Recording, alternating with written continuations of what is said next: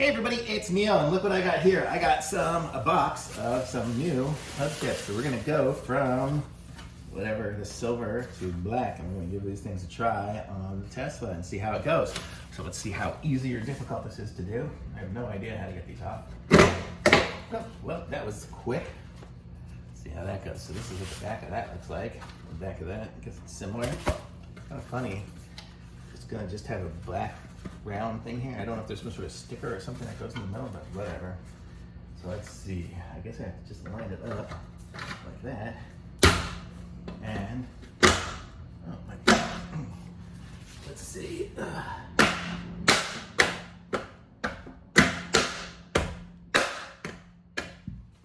And that's it. Now it's got a black wheel. So it went from silver, so I guess it was silver and gray, to black. Actually, it was kind of cool. Dirty, but let's put them on the rest.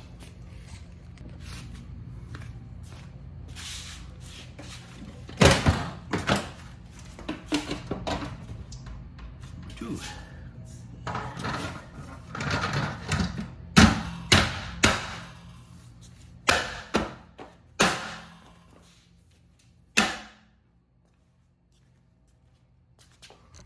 Let's keep going.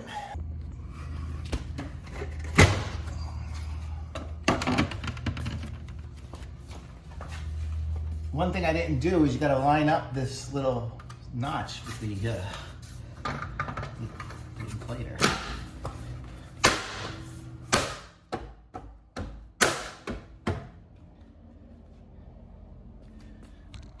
Much better.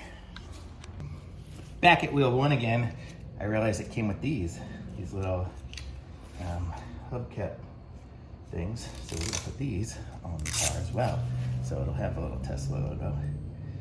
And it looks like it goes on with some double-sided tape, if I can peel it off. There we go.